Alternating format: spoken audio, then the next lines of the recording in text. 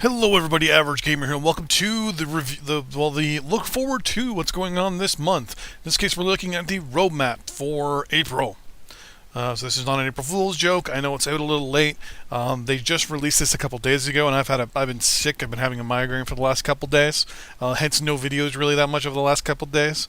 Yeah, migraine suck balls. All the weather and shit's going on.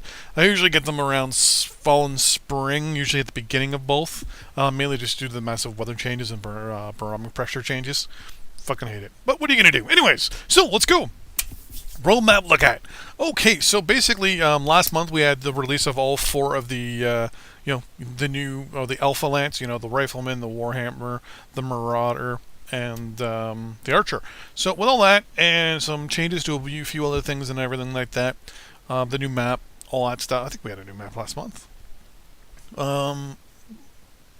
Actually, no, we did not have a new map last month. But with all the changes and all that stuff, we had quote unquote the biggest patch to date. This patch this month, coming up next Tuesday, or actually a week from tomorrow, is going to be possibly the biggest patch yet again. The main reason for that increased patch size is Community Warfare Phase 3, or Faction Pay Phase 3. Now, basically, the patch notes won't be released till later in the week for pretty much a lot of the stuff I'm going to be talking about, so we'll do a review of those patch notes come Friday, but nonetheless. So, the Faction Pay Phase 3, basically, they're going to just add a shit ton of stuff to it. The big thing, obviously, is 4v4, but then the other part is the massive change to the UI. They're going to modify and tweak the UI a little bit, so expect to see a lot, and I mean a lot, of tutorials over the next week or two. Once it comes out, give me about a week. I'll get used to it, figure it all out for everybody, and then the tutorials will start up after about a couple days, probably. Plan is to sign like a one-day contract for myself, figure it all out, let the contract expire, and then we're good to go. But yeah, so the patch date is so far the 19th. So far, we're good to go. Basically, Faction Play itself is going to be doubled in size so far.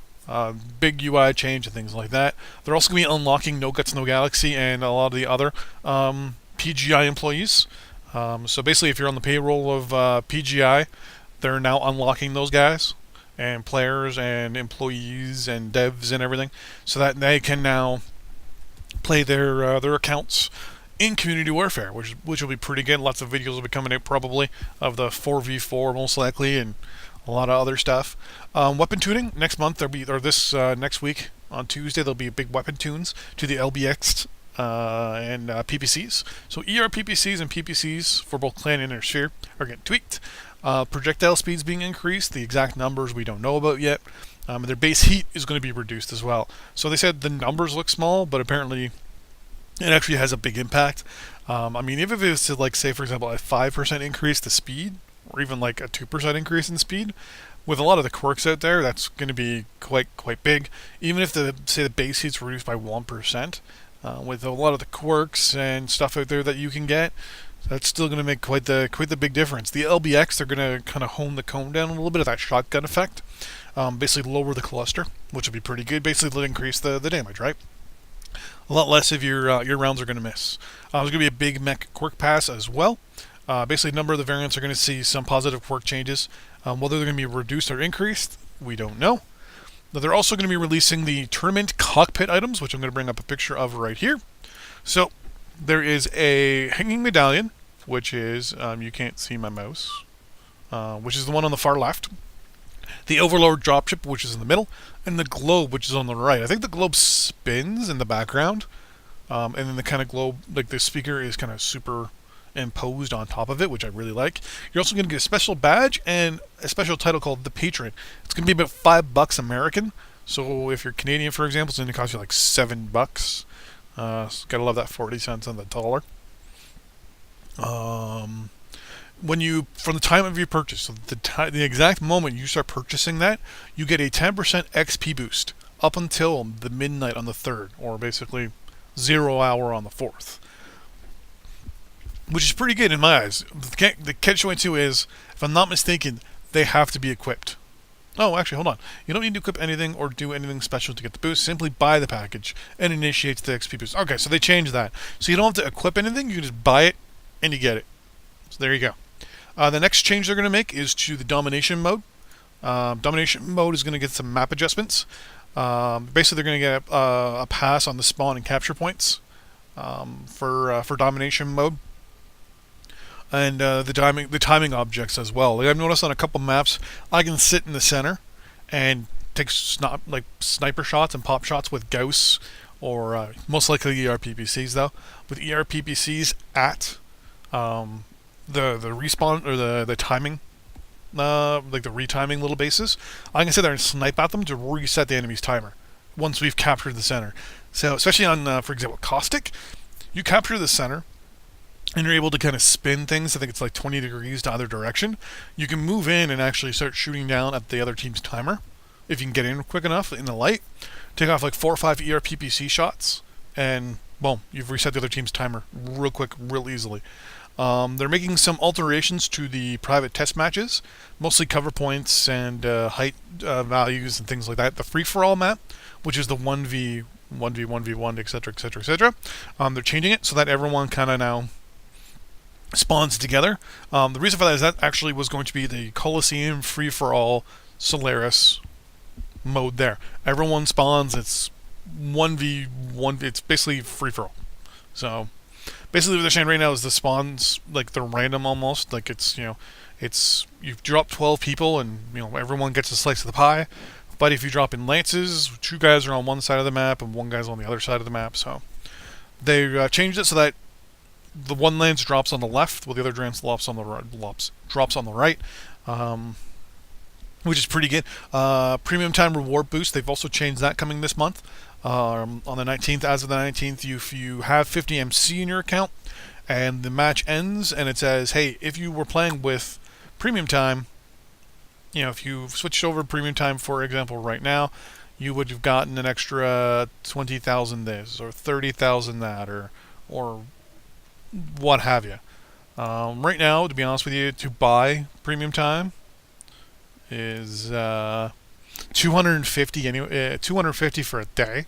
So if you drop 50 for one match, to be 100% honest with you, it's not really worth it. I mean, after 5 matches, you've already spent enough for a day, right? So might as well bank it and do whatever. I almost have enough actually for 30 days, but I'm saving mine up for some. Whoa! Did it almost say I had 999 available?